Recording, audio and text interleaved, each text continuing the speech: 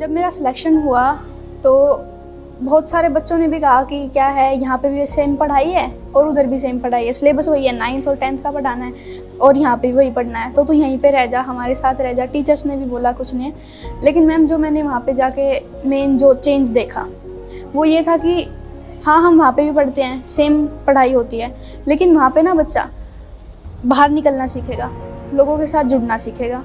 और जो हमारा एक माहौल मतलब है ना कि अलग अलग डिस्ट्रिक्ट से बच्चे आ रहे हैं और वहाँ पे पढ़ रहे हैं, हमें पता चल रहा है कि हरियाणा के बच्चे कितनी आगे निकल चुके हैं। अगर हमें उनके साथ कंपटीशन में आगे जाना है तो हमें और कितनी और मेहनत करनी पड़ेगी, कितना और पढ़ना पड़ेगा, कितनी लगन के साथ और मेहनत करनी पड़ेगी कि हम उनका मुकाबला कर पाएँ। तो मैम जो मेन जो फ़र्क है वो यही है कि हम जुड़ना सीखते हैं, हम समाज में ढलना सीखते हैं। मैम पहला डिफरेंस यही था कि जो हमारा पुराना स्कूल था उसके अंदर क्लासेस जो थी वो ऑफलाइन होती थी, लेकिन बुनियाद के अंदर जो क्लासेस हैं वो ऑनलाइन होती हैं। और मैम दूसरा डिफरेंस ये था कि जिस गाँव में स्कूल में सिर्फ बोर्ड पे फोकस किया जाता है, कुछ बच्चों को अलग नहीं पढ़ाया जाता जैसे कि NCERT से बाहर का। लेकिन जो मिशन बुनियाद की क्लासेस हैं उनके अंदर टीचर्स में बताते हैं कि भाई आपके डाउट भी सोल्व होंगे और उसके साथ साथ आपको और भी गाइडलाइंस दी जाती हैं कि अगर अब आप ये स्ट्रीम लेते हो तो आगे आप इससे ये बन सकते हो। और NCERT बुक से और भी ज़्यादा मेरे को गाइड किया जाता है।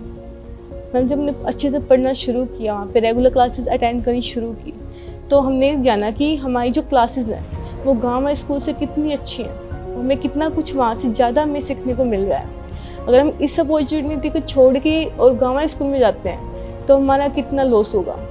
फिर 6 बजे से, जैसे मेरी बहन भी है वो भी मिशन बुनियाद में ही है, तो उसको भी काफ़ी बहुत हेल्प मिल रही है। अभी तो जैसे हर रोज़ टेस्ट ले रहे हैं और वहाँ के तो जैसे कोऑर्डिनेटर भी अपने पास से टेस्ट ले रहे हैं। एक तो मिशन बुनियाद वाले तो ले ही रहे हैं और जैसे कोई चैप्टर कंप्लीट हो गया तो मिशन बुनियाद वाले भी टेस्ट लेते हैं, कोऑर्डिनेटर भी वहाँ टेस्ट ले रहे हैं। तो पापा से कहा था मैंने कि मुझे छोड़ना है, लेकिन फिर पापा ने कहा कि नहीं, तू पढ़ ले, अच्छा है, वहाँ पर तू धीरे धीरे करेगी तो फिर हो जाएगा सब कुछ, फिर तू खुद ही कहेगी कि मुझे नहीं छोड़ना। तो पापा ने काफ़ी सपोर्ट किया था कि पापा ने मना किया था कि नहीं छोड़ना, तो पापा की वजह से मैंने 2 साल वहाँ पर पढ़ाई किया। फिर तो खुद भी मन लग गया मेरा वहाँ पर, तो मेरा भी यही था कि मुझे नहीं छोड़ना मिशन में। और मैम जो 9th का एक्सपीरियंस था वो 10th से बहुत अलग था मेरा, क्योंकि 10th में तो हमारा बिल्कुल ईजी होता था कि मैं आना है और जाना है, लेकिन हम 10th में जब मैंने शुरू किया था ना उस टाइम पे तो ट्रैवलिंग का बहुत दिक्कत आती थी मेरी। अगर मैं आपको बताना चाहूँ तो मेरे जो गांव से ना प्रॉपर बस भी नहीं है बरवाला के लिए। हम पहले दूसरे गांव जाते थे और वहाँ से स्टॉप से बस लेते थे और फिर हम बरवाला पहुँचते हैं। और बरवाला में भी ये नहीं है कि जो स्कूल है वो बिल्कुल पास में ही है बस स्टैंड के, 2 किलोमीटर में रोज़ दूर जाना पड़ता था। सुबह जाते फिर धूप में आते। और मैम एक बात मेरे पेरेंट्स ने बोल दिया था कि धूप में इतनी दूर आओगे जाओगे, रहने दो, स्कूल को ड्रॉप ही कर दो 2-3 दिन के लिए जितने की धूप होती है। बट मैम हमने अपना स्ट्रगल जारी रखा और उस टाइम भी हम जाते थे धूप के अंदर। मैम कुछ तो बाहर के लोगों ने भी कहा था कि नहीं, अच्छा नहीं है। उस टाइम पे तो मेरे पेरेंट्स ने भी कहा कि नहीं, सरकार कोई स्कीम चला रही है, इतनी मेहनत कर रही हैं, इतना बच्चों पे वो कर रही हैं, तो कुछ फ़ायदा ही होगा, अच्छा ही सिखाएंगे, कुछ बुरा तो है नहीं कुछ भी। तो मैम पेरेंट्स ने भी पूरा साथ दिया और मैं भी गई। लेकिन जब जाना स्टार्ट किया तो ऑनलाइन क्लास थी, सबसे पहली बात तो ऑफलाइन ही था, तो कम मज़ा आता था। और दूसरी बात फ्रेंड्स छूट गए थे। और फिर तीसरी बात, जहाँ पे एक कंफर्ट जोन से निकल के हमें बाहर आना पड़ रहा था। तो मैम ऐसे बहुत से रीज़न थे, लेकिन मैम धीरे धीरे जैसे हम जाने लगे तो पता चला कि नहीं, वहाँ से कुछ बेहतर है और अगर हमें बेहतर बनना है ना तो इधर ही आना चाहिए। शायद आज मैं यहाँ नहीं होती, सुपर 100 में मेरा सिलेक्शन नहीं होता अगर मैं छोड़ देते तो।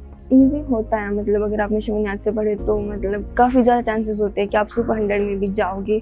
अब जैसे बच्चे आए हैं तो उनमें से ज़्यादातर मिशन बुनियाद के ही बच्चे हैं सुपर 100 में जो क्वालिफाई हुए हैं, तो काफ़ी टीचर्स हेल्प करते हैं हमारी।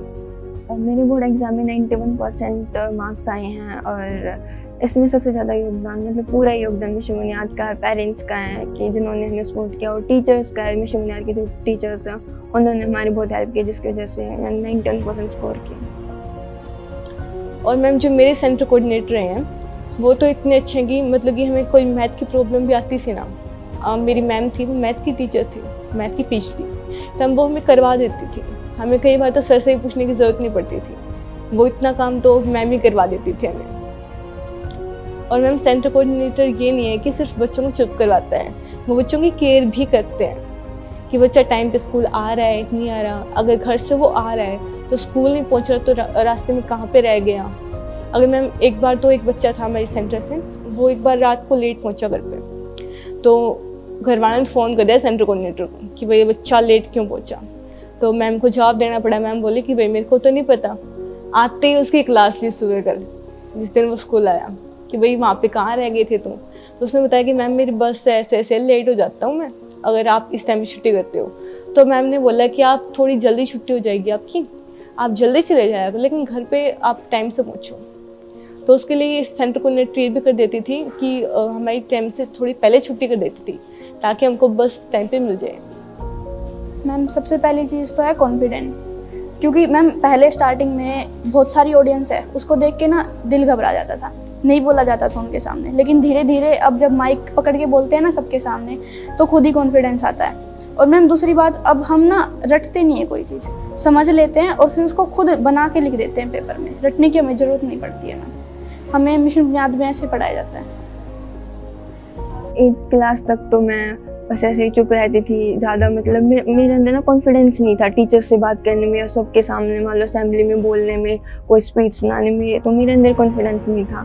बस मैं सुनती थी, मैं बोल ही नहीं पाती थी। लेकिन यहाँ आने के बाद तो मतलब कॉन्फिडेंस एकदम हाई लेवल पर पहुँच गया। अब जैसे मैं आपसे बात कर रही हूँ तो ये सबसे बड़ा ना मेन चेंज आया मेरे अंदर कि मैं ना बात कर पा रही हूँ बिना किसी हेजिटेशन से, तो ये काफ़ी बड़ा चेंज आया मेरे अंदर। मैम सबसे पहला तो यही कि ऑनलाइन क्लासेस होती हैं और खुद पे ये करके जाना कि मुझे वहाँ पे पढ़ने ही जाना है, मुझे वहाँ पे मस्ती करने नहीं जाना है या फिर टाइम पास करने नहीं जाना, पढ़ने ही जाना है, तो ही पढ़ाई में मन लगेगा। अगर तुम वहाँ पे बैठे हो क्लास में और दिमाग कहीं और घूम रहा है कि नहीं पहले वाला स्कूल अच्छा था, मेरे दोस्त छूट गए, मेरे टीचर्स छूट गए, वहाँ पे आसान था, बस से सफ़र करके आना पड़ रहा है, मुझे परेशानी आ रही है, अगर इन्हीं में दिमाग उलझा रहेगा तो मैम पढ़ाई में फिर ध्यान नहीं जाएगा।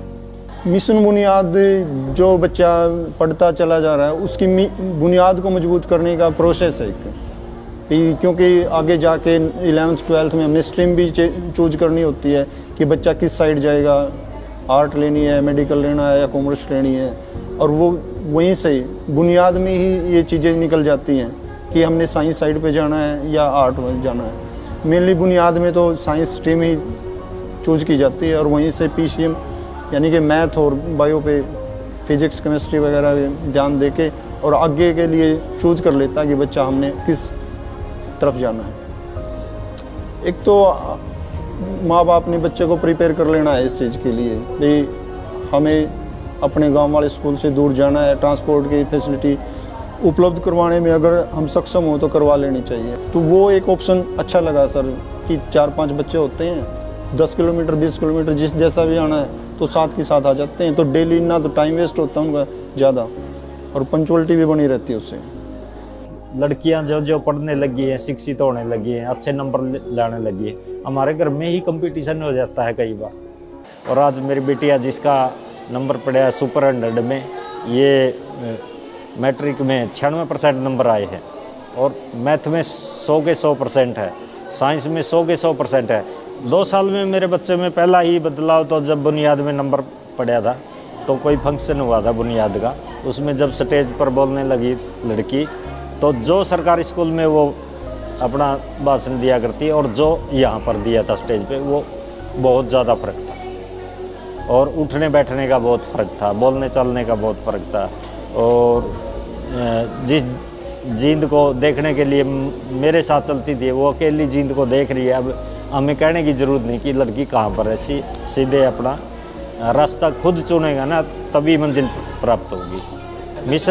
मिशन बुनियाद में एक तो कंपटीशन है, बच्चे आपस में पढ़ते हैं, वो उससे एक दूसरे को देख के कंपटीशन में रहते हैं और जो रूल रेगुलेशन है वो अच्छा है। लेकिन मिशन बुनियाद में टाइम टेबल है कि इस टाइम पढ़ना है, इस टाइम वो घर पे जाना है, इस टाइम ये, तो वही रूल उसने घर पे अपनाया है। तो जब से बुनियाद में आई थी गुड़िया, वो पढ़ाई उसको हम देख रहे थे तो फ़र्क पड़ेगा उससे बहुत ज़्यादा। हम तो ये सोचते हैं कि शिक्षा है ना, जो शिक्षा के दर पे शिक्षा ही रहे उसका। तो आज मेरे को ऐसा लगा मिशन बुनियाद और ये मिला है ना, तो उससे हमारे बच्चे पढ़ गए और कम पैसे में और कम टाइम में।